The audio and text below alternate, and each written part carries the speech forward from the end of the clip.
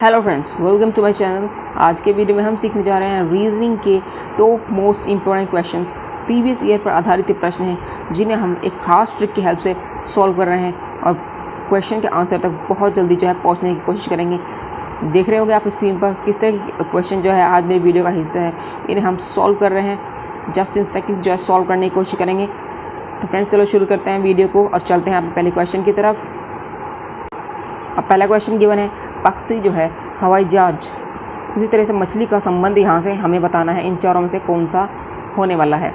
जो संबंध पक्षी और हवाई जहाज में है उसी तरीके से वही संबंध हमें यहाँ पे बताना होगा। अब देखो, पक्षी जो है उड़ता है, हवाई जहाज भी उड़ता है। मछली क्या मछुआरे संबंधित है? नहीं है। ठीक है, मछुआरा तो नहीं तैरता, मछली तैरती है। सोफ़ा नहीं तैरता, चश्मा नहीं। नाव, जिस तरह से मछली तैरती है उसी तरीके से हमारा नाव भी तैरती है पानी में। तो यहाँ पे ऑप्शन 3 हमारा क्या है? करेक्ट आंसर है। चलते हैं नेक्स्ट क्वेश्चन की तरफ। अब नेक्स्ट है, दिए गए प्रश्न में विकल्पों में से संबंधित शब्द को हमें चुनना है। जिस तरह से जो संबंध यहाँ पे हमें दिया हुआ होगा वही संबंध हमें यहाँ पे शो करना है। ठीक है, तो कौन सा, पहले तो हम इसका संबंध जो है यहाँ पे देख लेते हैं कि क्या किस तरह से ये जो है रिलेट करते हैं। ठीक है, अब आप देखो, डी एकदम से क्या होता है? डब्लू हो गया है। सी एक्स हो गया है। बी हाँ जी वाई हो गया है। ए जेड हो गया है। कुछ समझ में आया कि क्या हुआ है? डी अगर डब्लू हुआ है, ठीक है, डी अगर डब्लू हुआ है तो यहाँ पे तो आप देख रहे हो एकदम से जो है रिवर्स हो चुका है। रिवर्स का मतलब, और यहाँ पे देखो क्या, जिस तरह से हमारे जो है इंग्लिश अल्फ़ाबेट में नंबर जो है रिवर्स होते हैं। जैसे ए कितने अल्फ़ाबेट होते हैं? 26 जो है यहाँ पे अल्फ़ाबेट होते हैं। ठीक है, 26 अल्फ़ाबेट हमारे होते हैं। ठीक है, ए जो है जेड को रिलेट एकदम से जो है विपरीत होता है जेड के। बी वाई के विपरीत होता है। सी एक्स के विपरीत होता है। डी जो है डब्लू के होता है। यहाँ पे देखो, जो लास्ट वाला नंबर जो होता है एम, वो 13 नंबर पे होता है और इधर से 14 नंबर पे जो है रिवर्स होने शुरू हो जाते हैं। तो यहाँ पे उन्होंने बिल्कुल वही किया है।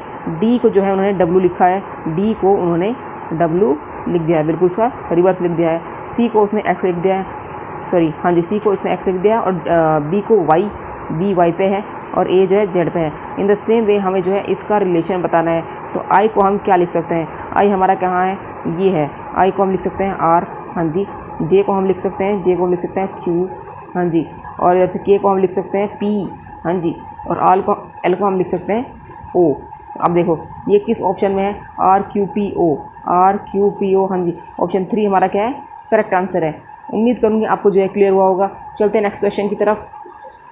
अब नेक्स्ट है, दिए गए प्रश्न में हाँ जी विकल्पों में से कोई विषम संख्या को हमें यहाँ पे चुनना है। कोई ना कोई इन 4 में से एक विषम है, कौन सी है हमें ये बतानी है। देखो इस तरह का जो क्वेश्चन होता है ना, अगर हमें विषम संख्या बतानी है तो मोस्टली मैंने भी जो है कई बार पढ़ा है। इसकी ट्रिक क्या होती है, अब इसको ट्रिक मान सकते हैं। देखो कई बार ये जो है अप्लाई हो जाती है। तो आप इस तरह के क्वेश्चन में आप ये देखोगे कि ये जो संख्याएँ होती है ना, वे किसी ना किसी से जो है विभाजित होने का जो है यहाँ पे फैक्टर अप्लाई होता है। विभाजित होने का, हाँ जी, विभाजित या अभाज्य। ठीक है, मोस्टली तो ऐसा ही देखा है। बाकी जो है रेयरी केस होगा जो कुछ अलग कंडीशन होगी। ठीक है, तो यहाँ पे आप देखो विभाजित होने का यहाँ पे अप्लाई होता है। तो यहाँ पे आप देखो, अगर विषम बताना है तो यहाँ पे देखो ये 253 है, इसको और इसको 209 है और 231 है। ठीक है, और इसको भी आप जो है 11 से डिवाइड करके देखो। जब मैं 11 से डिवाइड कर दूँगी तो ये भी हमारा 11 दूनी 22 और क्या ये जो है कट जाएगा, ये भी हमारा कट जाएगा, हाँ जी, और ये भी हमारा कट जाएगा। और इधर से 1 मिनट, हाँ जी, ये 21 बार कट जाएगा। और इधर से ये जो है हमारा, ये हमारा नहीं कटने वाला है 11 से। तो ऑप्शन 1 हमारा क्या है? विषम है, अन्य विकल्पों से भिन्न है। चलते हैं नेक्स्ट क्वेश्चन की तरफ। अब नेक्स्ट है, शान जो है 55 वर्ष का है, साथिया शान से 5 वर्ष छोटा है, बालन 6 वर्ष बड़ा है। बालन का सबसे छोटा भाई देवन है जो उससे 7 वर्ष छोटा है। देवन और शान की आयु के बीच हमें कितना अंतर है ये हमें यहाँ पे बताना है। देखो शान क्या है, यहाँ पे कितनी जल्दी हम इसको सॉल्व करेंगे ये आप देखो। यहाँ पे ये है शान, ठीक है, ये हो गया 55 वर्ष का। साथिया, ये है साथिया, ये क्या है? शान से 5 वर्ष छोटा है। ठीक है, चलो भाई इसमें से हम माइनस कर देते हैं। इसमें से हम माइनस करेंगे, शान में से हम 5 माइनस कर देंगे, मतलब कि 55 में से हम 5 माइनस करेंगे तो ये हो जाएगा 50। इतना क्लियर हो चुका है। साथिया निकल गया और वो कह रहा है और बालन से 6 वर्ष बड़ा है। साथिया जो है बालन से 6 वर्ष बड़ा है। ये बालन है कोई, ठीक है, ये उससे 6 वर्ष बड़ा है। ठीक है, जब ये 6 वर्ष बड़ा है भाई साथिया बड़ा है तो बालन क्या होगा, 6 वर्ष कम होगा ना, ठीक है। तो इसमें से हम जो है साथिया में से हाँ जी 6 वर्ष कम कर देते हैं। देखो ये जो है समझाने के लिए इतना टाइम लग रहा है, वरना अदरवाइज़ मैं इसको सिर्फ जस्ट 3 सेकंड और 4 सेकंड में जो है इसको कर सकते हैं। साथिया में से 6 माइनस करेंगे, ये हो जाएगा हाँ जी 50 में से जब हम 6 माइनस करेंगे 44। ये बालन यहाँ से निकल चुका है, ठीक है। बालन का सबसे छोटा भाई देवन है, ये बालन है। एक देवन और है जो इसका भाई है, ठीक है, जो उससे 7 वर्ष छोटा है। देवन जो है 7 वर्ष छोटा है। तो 44 में से जब हम 7 माइनस कर देंगे छोटा करने के लिए, ये हो जाएगा 37, ठीक है। तो यहाँ से जो है 37 निकल चुका है बालन। देवन और शान की आयु में इसमें और इसमें कितना अंतर है, ये हमें बताना है। तो 55 में से 37 को माइनस कर दीजिए आप। हाँ जी 55 में से आपको 37 माइनस करना होगा, तो ये जाएगा 18। हाँ जी, तो ऑप्शन 1 हमारा क्या है, ये 55 है, तो 18 ऑप्शन 1 हमारा क्या है, करेक्ट आंसर है। चलते हैं नेक्स्ट क्वेश्चन की तरफ। अब नेक्स्ट है, नीचे दिए गए शब्दों में से कौन सा शब्द शब्दकोश के अनुसार आएगा। शब्दकोश के अनुसार समझ गए, ठीक है। कुछ को तो ये पता ही नहीं होता शब्दकोश का मतलब क्या हो। शब्दकोश का मतलब जो इंग्लिश के अल्फ़ाबेट होते हैं उसके अनुसार, जो हमारी डिक्शनरी होती है, ठीक है, उसके अनुसार कौन सा शब्द आएगा, ठीक है। सबसे पहले A, B और C, D इस तरह से जो है लेटर उसमें, ठीक है, उसके अनुसार जो है वर्ड्स आते हैं, ठीक है। अब आप देखो कैसे, यहाँ पे आप देखो देखो ये क्या है हमारे पास। देखो सबसे पहले जो वर्ड है इनका R है, हमें इस बात से कोई फ़र्क नहीं पड़ता, R को हम नहीं देखेंगे, ठीक है। क्या कर रहे हैं, A सबसे पहले कौन आता है, A ही आता है, तो ये आएगा हमारे पास A, ये आ चुका है। उसके बाद कौन आता है, यहाँ पे क्या B है। दूसरे नंबर पे आपको चेक करना है कि क्या यहाँ पे किसी में B है, हाँ जी नहीं है ना। क्या यहाँ पे C है, नहीं है। D है, नहीं है। E है, हाँ जी E है, तो ये आएगा। हाँ जी ये पहले नंबर पे आ चुका है, ये दूसरे नंबर पे आ चुका है, क्योंकि देखो पहले A आया है, फिर E आया है दूसरे नंबर वाला। अब ये हो गया हमारा क्लियर। अब हमें बात करनी है, अब देखो हमारे कौन सा नंबर बचा है, ये बचा है और ये वाला बचा है। इन दोनों में से हमें देखना है कि तीसरे नंबर पे और चौथे नंबर पे कौन आएगा। जो पहले तीसरे पे आएगा, जो बच जाएगा वही चौथे नंबर पे आ जाएगा। अब देखो 2 से हमने जो है क्लियर कर दिया है। अब देखो यहाँ पे भी O है, इस बात को हम इसे जो है काट दो, फ़र्क नहीं पड़ता, ठीक है। अब तीसरे नंबर से चेक करते हैं। यहाँ पर देखो B है, B पहले आता है या C पहले आता है, बताओ। B पहले ही आएगा, हाँ जी, तो ये जो है तीसरे नंबर पे आएगा और ये 4th नंबर पे आएगा, हाँ जी। तो 3, 4 हाँ जी 1 और 2 ये जो है इस तरह से नंबर यहाँ पे आएंगे। तो सबसे अंत में कौन आएगा, रॉकेट। यहाँ पे ऑप्शन 2 हमारा क्या है, करेक्ट आंसर है। रॉकेट यहाँ पे सबसे अंत में आने वाला है। चलते हैं नेक्स्ट क्वेश्चन की तरफ। अब नेक्स्ट है, निम्नलिखित श्रेणी में कितने 7 ऐसे हैं जो सम संख्या से पहले आए हैं परंतु विषम संख्या के बाद नहीं आए हैं। हाँ जी देखो इस तरह के क्वेश्चन में आपको उलझने की बिल्कुल भी ज़रूरत नहीं है। जैसा वो बोल रहा है बिल्कुल उसके अनुसार तो आपको थोड़ा सा यहाँ पे आपको ट्विस्ट करके चेंज कर देना है। देखो वो क्या बोल रहा है, पहले तो आपको ये लिखना है कि क्या हमें बनाना है यहाँ पे, ठीक है, हमें यहाँ पे क्या निकालना है। अगर आप इसके अनुसार बार बार सम संख्या और विषम संख्या में उलझोगे हर जगह, तो जो है रॉन्ग होगा क्वेश्चन डेफिनेटली। तो यहाँ पे आपको देखो क्या वो पूछ रहा है, कितने 7 हैं। हाँ जी हमने लिख दिया 7, जो सम संख्या से पहले, ये सम संख्या है, तो यहाँ पे भी हमारा देखो सम संख्या से पहले आया होगा 7, ठीक है, परंतु विषम संख्या के बाद यहाँ पे क्या है, वो कह रहा है विषम संख्या के बाद नहीं आया है। अगर यहाँ पे विषम संख्या नहीं है तो हाँ जी यहाँ पे क्या है, सम ही तो है भाई, परंतु विषम संख्या के बाद नहीं आया है। भाई पहले विषम आएगी, उसके बाद का मतलब तो ये आता है ना। देखिए नंबरिंग कहाँ से शुरू होती है, ऐसे शुरू होती है, इधर को तो होते हैं स्टार्ट यहाँ से होते हैं, ठीक है, और ऐसे जाते हैं। तो यहाँ से जो है ये बाद, वो कह रहा है परंतु विषम संख्या के बाद नहीं आया है, तो इसका मतलब जो है सम संख्या से बाद आया होगा, ठीक है। तो यहाँ पे भी सम, यहाँ पे 7 और यहाँ पे भी सम। ये फॉर्मेट को आपको लागू करते हुए हर जगह से चेक करते हुए चलना है, ठीक है। देखो क्या है यहाँ पे हमारा निकल गया 7, लास्ट में भी सम ढूंढना है हमें और पहले भी सम ढूंढना है। ये थोड़ा सा आपको जो है इतना समझ लेना होगा। अब देखो यहाँ पे हम करते हैं चेक, कितने 7 हैं, एक 7 ये रहा, एक ये रहा जी, एक ये रहा और एक ये रहा, हाँ जी एक ये रहा। अब चेक करो आप यहाँ पे तो देखोगे, देखो लास्ट में सम है, ये तो हमारा विषम हो चुका है, ये नहीं है। ये भी, ये बना यहाँ पे विषम आ चुका है, ये भी नहीं है। ये भी हमारा यहाँ पे विषम आ चुका है, ये भी नहीं है। ये भी यहाँ पे विषम आ चुका है, ये भी नहीं है। हाँ जी ये जो है और इधर से ये हमारा विषम आ चुका है, ये भी नहीं है। तो यहाँ पे जो है सिर्फ एक ही 7 ऐसा है जिसके जो सम संख्या से पहले आया है, सम संख्या मतलब 6 से पहले आया है, परंतु विषम संख्या के बाद नहीं आया है। हाँ जी वो सम संख्या से पहले ही आया है। इस लैंग्वेज को आपको थोड़ा उल्टा करके यहाँ पे समझना होगा। तो ऑप्शन 1 हमारा क्या है, करेक्ट आंसर है। उम्मीद करूँगी आपको जो है क्लियर हुआ होगा। चलते हैं नेक्स्ट क्वेश्चन की तरफ। अब नेक्स्ट है, यदि ये कूट भाषा में कॉलम को ये लिखा जाता है तो उस कूट भाषा में कॉमन को कैसे लिखा जाएगा। देखो इस तरह के क्वेश्चन है। यहाँ पे देखो क्या कर रहा है, देखो ये इंग्लिश के जो अल्फ़ाबेटिकल है उसमें ऑर्डर में तो ये नहीं है, ठीक है। सी जो है हाँ जी हमारा 3rd नंबर पे होता है, तो ये तो हमारा नहीं है। उसने एक अपना ही एक ऑर्डर दिया है, अपना ही एक ऑर्डर दिया है उसे, यहाँ पे उसने दिया है 198327, ये उसका अपना एक ऑर्डर है। कॉलम को हम वो ऐसे लिख सकता है। तो कॉमन को बताओ उसके अनुसार कैसे लिख सकते हैं। जो उसने सी की वैल्यू रखी है वही हमें यहाँ पे भी सी की वैल्यू को रखना होगा। क्या है 1 होगा, ठीक है। ओ 9 नंबर पे है, वो हमारा क्या है, हाँ जी 1 मिनट, वो हमारा है 9 नंबर पे, तो ओ को हम 9 लिख लेते हैं, ठीक है। वैसे आप इसे ऑप्शन के थ्रू भी कर सकते हैं, दैट्स योर चॉइस, इससे करो आपको कोई फ़र्क नहीं पड़ता, सेम ही टाइम है।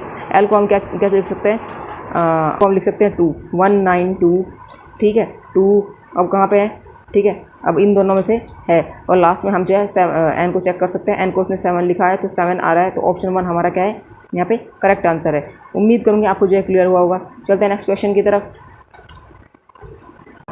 अब नेक्स्ट है, यदि किसी सांकेतिक भाषा में चेयर को ये लिखा जाता है तो सीरी मतलब कि जो कोडित रूप है, ये जो है हमारा कोडित रूप है, उसको एक किस तरह से लिखा जाएगा, ठीक है। चेयर जो है एक वर्ड है हमारा, उसको कोड करके ये लिखा जाता है और ये क्या है कोड है, तो ठीक है इसका वर्ड हमें यहाँ पे फाइंड करना है। देखो चेयर को यहाँ पे पहले हम इसका रिलेशन फाइंड कर लेते हैं, CHAIR, हाँ जी। उसके बाद क्या है EGCHT, ये उसका कोडित रूप है। तो अब यहाँ पे देखो क्या कर सकते हैं, यहाँ पे C के बाद क्या है हमारा DE, मतलब कि दूसरे नंबर पे हमारा E है। GH ये ऊपर को जा रहा है, मतलब कि -1, और जैसे A के बाद प्लस, ठीक है 2, दूसरे BC मतलब दो नंबर पे यहाँ पे हमारा C आता है।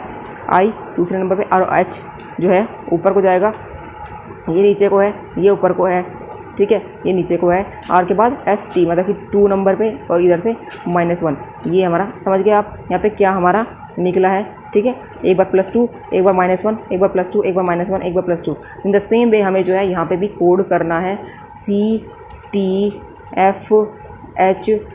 तो इसको हम रखेंगे नीचे क्योंकि ये जो है कोड है। हमें बनाना है ऊपर वाला, क्योंकि हमें सबसे पहले +2 करना है, ठीक है। तो +2 का मतलब क्योंकि हमें जो है ऊपर वाला फाइंड करना है, ठीक है। तो हमें जो है आगे बढ़ना होगा। तो यहाँ पे होगा हमारे पास A के बाद थी तो आएगा हमारे पास 2 नंबर दूसरे नंबर पे C, ठीक है। इसी तरीके से अब हमें फिर हम जो है नीचे वाला फाइंड कर रहे हैं, तो हमें जो है T के बाद ढूंढना है। T के बाद कौन है, U आएगा। AU हमारा जो है मिल चुका है। अब देखो ऑप्शन 3 या ऑप्शन 4 से ही जो है हमारा आंसर आने वाला है। तो बस लास्ट वाले को चेक कर लेते हैं। यहाँ पे लास्ट वाला कौन है, V क्या है +2, हमें जो है नंबर, उससे पहले हमें नंबर चाहिए V, तो +2 करेंगे तो यहाँ पे हमारा हो जाएगा, हाँ जी ये हो जाएगा हमारा T है, यहाँ से हमारा निकलता है TUV,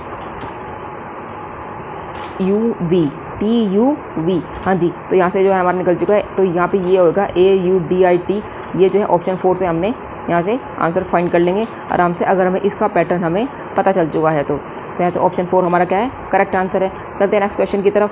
अब नेक्स्ट है, A B की बहन है, C B की माँ है, D C का पिता है, E D की माँ है, बताइए कि A का D से क्या रिश्ता है। हाँ जी देखो इसको हम जो है ग्राफ के रूप में सॉल्व कर लेते हैं, ठीक है, जिससे ये जो है ईजिली सोल्व हो जाएगा। A बोला है B की, हाँ जी A जो है B की यहाँ पे बहन है, क्या कह रहा है फिर C B की माँ है, C जो है B की माँ है तो फीमेल। उसके बाद D C का पिता है, D जो है यहाँ पे देखो C का पिता है, पिता प्लस से, और E D की माँ है, D की माँ है तो इसको हम की माँ है तो फीमेल हम उसको शो करेंगे, ठीक है इतना हो गया। अब यहाँ पे E D की माँ है, ये निकल चुका है। बस यहाँ पे हमें जो है A का D से रिश्ता बताना है। हाँ जी इसमें कंफ्यूज मत हो जाना, A का D से रिश्ता बताना है, मतलब कि A बताना है कि क्या है, D नहीं बताना है, ठीक है। A का D से रिश्ता बताना है, ये बताना है हमें, ठीक है। ये हमें नहीं पता कि भाई हो सकता है भाई नहीं हो सकती, जैसे कि उसने दिया नहीं है, शाइन नहीं दिया है। अब उसके बाद क्या है वो C जिसकी माता है, फिर उसके बाद क्या है माता निकल गई, माता से उसके ऊपर जो है उसका पिता है। अब देखो ये जो है बुजुर्ग, तीसरी जब हम स्थिति में आ जाते हैं तीसरी, हाँ ठीक है, तो ये उसका जो है बुजुर्ग हो गया बुजुर्ग। अब इसके यहाँ पे अब देखो वो क्या है उसका, ये जो है ये बच्चे आ गए हैं, बच्चे बन गए हैं, तो यहाँ पे A जो है उसका या तो पोत्री होगी या देवती होगी, ठीक है समझ गए आप। ये जो है उसकी देवती होगी या पोत्री होगी। यहाँ पे ऑप्शन डी हमारा क्या है 4 हमारा क्या है करेक्ट आंसर है। उम्मीद करूँगी आपको जो है क्लियर हुआ होगा। चलते हैं नेक्स्ट क्वेश्चन की तरफ। अब नेक्स्ट है, 6 परिवार ABCDEF एक कतार में बने घरों में रहते हैं। B के पड़ोसी F या D हैं। ई के पड़ोसी ए और सी हैं, ए एफ या डी के बगल में नहीं रहता है, सी डी के बगल में नहीं रहता है, एफ के बगल के पड़ोसी कौन है। हाँ जी, समझ में आ गया। अब बस इसको जो है फॉर्म करना है, कैसे हम इसको लिख सकते हैं, पहले बस ये हमें देखना होगा। देखो क्या कह रहा है, बी का पड़ोसी एफ़ और डी है, बी बीच में होगा या तो यहाँ पे एफ़ और डी है, हमें नहीं पता कि वो यहाँ पे एफ़ है या डी है, यहाँ पे एफ़ भी हो सकता है डी भी हो सकता है, ये उसकी पहली कंडीशन है। दूसरी में क्या बोल रहा है, हाँ जी, ई का पड़ोसी, ई बीच में है, ई का पड़ोसी ए है या सी है, या तो यहाँ पे सी हो सकता है, यहाँ पे ए हो सकता है, अभी क्लियर उसने नहीं बोला है। फिर थर्ड कंडीशन क्या हो रहा है, ए एफ़ या डी के बगल में नहीं रहता है, सी डी के बगल में नहीं रहता है। ये जो नहीं वाला पार्ट है ना, नहीं वाला, इसको अभी ऐसे ही रहने देते हैं। एफ़ के बगल के पड़ोसी कौन है ये हमें बताना है, ठीक है। देखो सबसे पहले जब हमें नहीं पता होता कि हमें क्या करना है, तो हमें एक चीज़ तो माननी पड़ेगी ना, ठीक है। हम मान लेते हैं यहाँ पे देखो ई है, हम मान लेते हैं कि यहाँ पे ए रहा होगा और यहाँ पे सी रहा होगा। सपोज़ हमने पहली कंडीशन ये वाली मान ली कि यहाँ पे सी नहीं है, यहाँ पे ए ही है, ठीक है, और यहाँ पे ए है, ठीक है। अब देखो फिर क्या कह रहा है, ई के पड़ोसी ए और सी, ये हमने लिख दिया। अब उसके बाद कह रहा है ए एफ या डी के बगल में नहीं रहता है, ठीक है। अब देखो 6 लोग हैं, 3 तो हमने प्लेस कर दिए, अब यहाँ पे 3 जो है जगह भरनी और बाकी हैं, ठीक है। अब बी तो यहाँ पे आना ही है 100%, क्योंकि ये तो इधर नहीं हो सकता, ये इधर नहीं हो सकता, 100% बी तो यहाँ पे ही आएगा। फिर वो क्या कह रहा है, ए जो है एफ़ या डी के बगल में नहीं रहता है, नई वाली चीज़ को हम देख लेते हैं। एफ़ या डी के सी डी के बगल में नहीं रहता है, यहाँ पे देखो क्या कह रहा है, सी डी के बगल में नहीं रहता है, तो डी को मैं इधर तो मैं रख नहीं सकती, ये तो पक्का हो गया, तो डी तो इधर ही आने वाला है। अब अगर इधर आ गया तो एफ़ तो यहाँ पे आएगा ही। अब देखो ये वाली कंडीशन भी यहाँ पे क्या सेटिस्फाई होती है, ये वाली, हाँ जी ये वाली, समझ गए। ए एफ़ या डी का बगल में नहीं रहता है, ए जो है एफ़ और डी के बगल में नहीं रहता है, बिल्कुल भी ये जो है कंडीशन हमारी सेटिस्फाई हो चुकी है। तो एफ़ के बगल के पड़ोसी, ये जो है हमारा एक पूरा बन चुका है जिस तरह से वे रहते हैं। एफ़ के बगल के पड़ोसी कौन है, एफ़ के बगल के पड़ोसी कौन है, सी और बी हैं। सी और बी हमारा क्या है, ऑप्शन 3, हाँ जी ऑप्शन 3 हमारा क्या है, करेक्ट आंसर है। उम्मीद करूँगी आपको जो है क्लियर हुआ होगा। चलते हैं नेक्स्ट क्वेश्चन की तरफ। अब नेक्स्ट है, कथन पर विचार करना है और कथन हमारे पास दिया हुआ है और निष्कर्ष हमें फाइंड करने हैं, ठीक है। कथन क्या है, सभी लड़के ईमानदार हैं, सभी लड़के, यहाँ पे देखो, और सुरेंद्र ईमानदार है, तो लड़के को हम जो है पहले लिख लेते हैं, लड़के, ये लड़के हैं, ठीक है। उसके बाद वो कह रहा है ईमानदार हैं, ईमानदार का हमने ये बना लिया, ये ईमानदार हैं, हाँ जी एक मिनट, ये हो गया हमारा ईमानदार।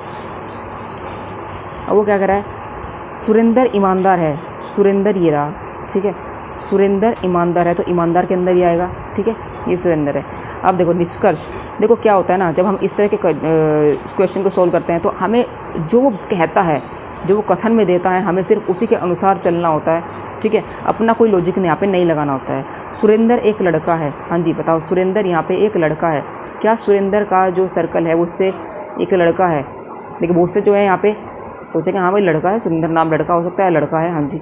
हमें अपनी कॉमन सेंस यहाँ पे यूज़ नहीं करने हैं, बिकॉज यहाँ पे ये जो क्वेश्चन होते हैं ये बिल्कुल हमें उसके अनुसार, कथन के अनुसार यहाँ पे हमें रिजल्ट को फाइंड करना है, ठीक है। सुरेंद्र एक लड़का है, सुरेंद्र यहाँ पे ये जो है इससे कोई रिलेशन शो नहीं हो रहा है, तो यहाँ पे ये जो है हमारा पहला गलत हुआ है। दूसरा क्या करें, सभी ईमानदार लोग लड़के हैं, सभी ईमानदार, हाँ जी, अरे भाई ये तो बच गए, इसके अनुसार ये तो बच गए, तो सभी का मतलब ये तो नहीं कह नहीं सकते। सभी लड़के ईमानदार हैं उसके अनुसार हो सकता है, लेकिन सभी ईमानदार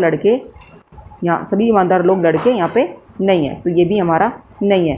तो ना तो निष्कर्ष फर्स्ट और ना ही निष्कर्ष सेकंड यहाँ पे निकलता है। ऑप्शन 4 हमारा क्या है, करेक्ट आंसर है। उम्मीद करूँगी आपको जो है क्लियर हुआ होगा। चलते हैं नेक्स्ट क्वेश्चन की तरफ। अब नेक्स्ट है, यदि गुणा का अर्थ प्लस, हाँ जी क्या दिया है, गुणा का अर्थ दिया है उसने प्लस का अर्थ दिया है भाग, ठीक है, जैसा वो बोल रहा है ऐसे लिखते जाओ। माइनस का अर्थ है गुणा, हाँ जी गुणा, और माइनस का अर्थ है गुणा और भाग का अर्थ है यहाँ पे क्या कह रहा है, माइनस है, ठीक है। इतना हो गया। अब बस देखो यहाँ पे जो जैसा पहले हम जो है नंबरिंग लिख लेते हैं, फिर जो है हम साइन को लिखेंगे, ठीक है, ये हो गया। अब यहाँ पे देखो क्या कह रहा है, यहाँ पे आप देखो 8 जो गुणा है क्या बन गई है हमारी, गुणा बन गई है प्लस, माइनस क्या बन गया है हमारा, गुणा बन गई है, ठीक है। माइनस का अर्थ एक बार, हाँ माइनस गुणा बन गया, प्लस जो है हमारा भाग बन गया है, और भाग जो है हमारा क्या बन गया है, माइनस बन गया है, ठीक है। अब बस यहाँ पे इसको सॉल्व करना है और कुछ नहीं इस क्वेश्चन में।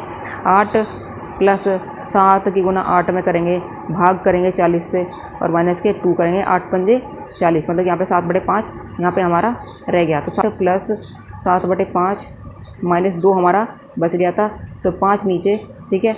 8 पंजे 40 प्लस 7 माइनस के 5 और दूनी 10 हो जाएगा। हाँ जी, तो ये 30 प्लस 7 37/5, ऑप्शन बी हमारा क्या है, करेक्ट आंसर है। उम्मीद करूँगी आपको जो है क्लियर हुआ होगा। चलते हैं नेक्स्ट क्वेश्चन की तरफ। अब नेक्स्ट है, निम्नलिखित प्रश्न में लुप्त संख्या हमें बतानी है कि यहाँ पे क्या आने वाला है।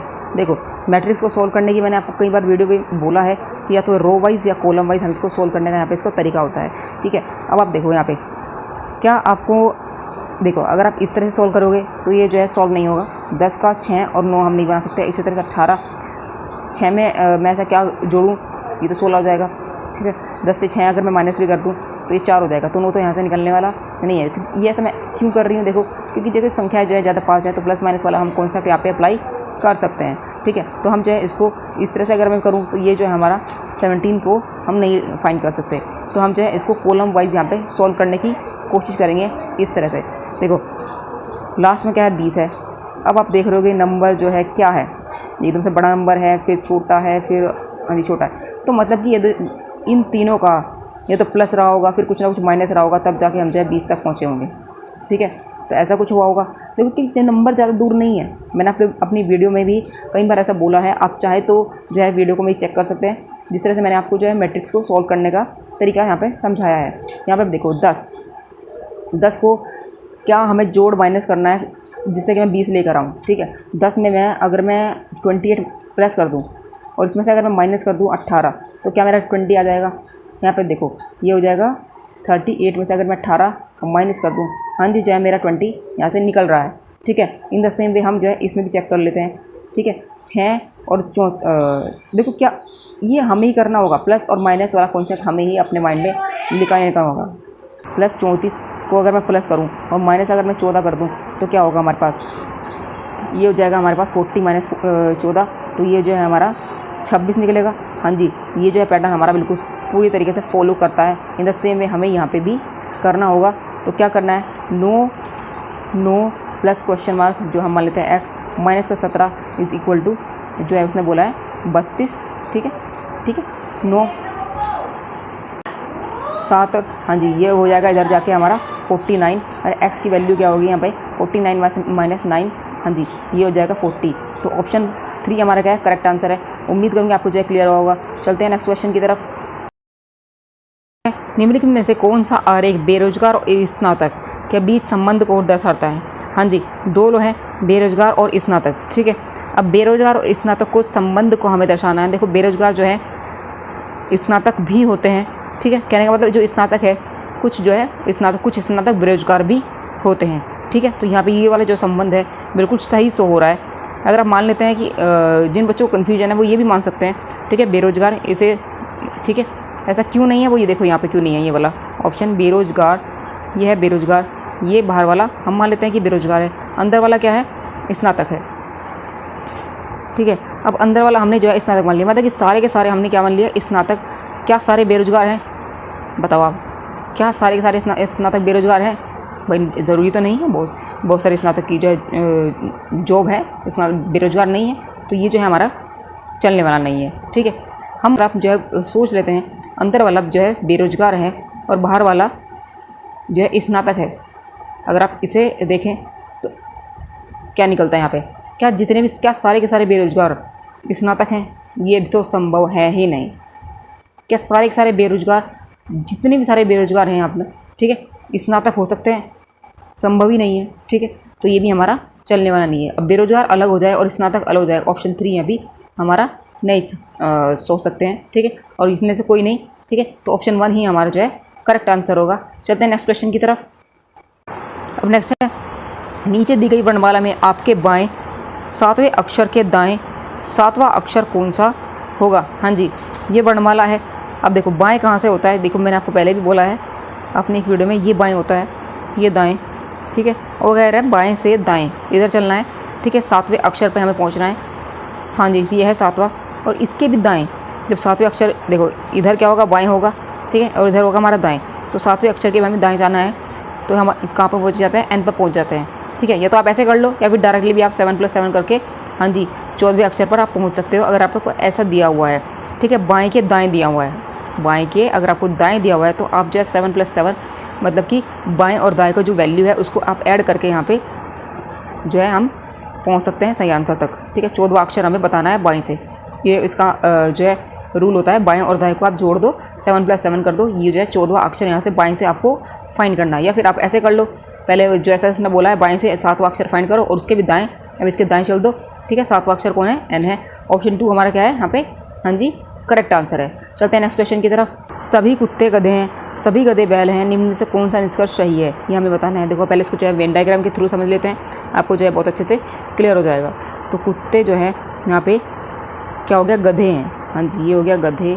फिर उसके बाद कह रहा है सभी गधे जो है बैल हैं, बैल को जो है अलग से अलग डायग्राम में, हाँ जी ये जिसको घेरे रखेगा ये वाला डायग्राम, अगर सभी की बात आती है। ठीक है, सभी तब हम इस तरह से जो है डायग्राम को शो करते हैं। कुछ की बात आती है तो हम जो है इसका हाफ वाला पार्ट जो है शो करते हैं, जिसके मैंने आपको पहले वाले क्वेश्चन में भी समझाया था।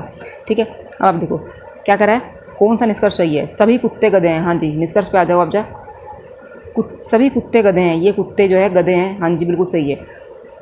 कुछ गधे बैल हैं, कुछ गधे, जितने भी गधे हैं उनमें से कुछ गधे बैल हैं, बिल्कुल जैसा वो बोल रहा है उसने, इनमें से कुछ गधे तो बैल, जब उन्होंने बोला है कि सारे गधे बैल हैं तो कुछ गधे तो बैल होंगी, तो ये भी ठीक है।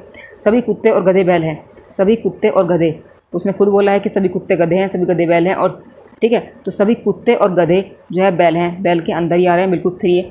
ठीक है, तो उपरोक्त सभी यहाँ पे जो है ऑप्शन 4 हमारा क्या है, हाँ जी सभी के सभी जो है यहाँ पे करेक्ट है, उपरोक्त 4 हमारा राइट आंसर है। तो उम्मीद करूँगी आपको जो है अच्छे से क्लियर हुआ होगा। तो फ्रेंड्स कैसा लगा है वीडियो, अगर वीडियो अच्छा लगा हो तो लाइक कमेंट से जरूर कीजिए, चैनल को सब्सक्राइब जरूर कीजिए, जिससे कि आपको नए नए नोटिफिकेशन मिलता रहे। तो फ्रेंड्स आज की वीडियो में बस इतना ही, कल फिर मिलते हैं एक नई वीडियो में, तब तक के लिए जय श्री राम।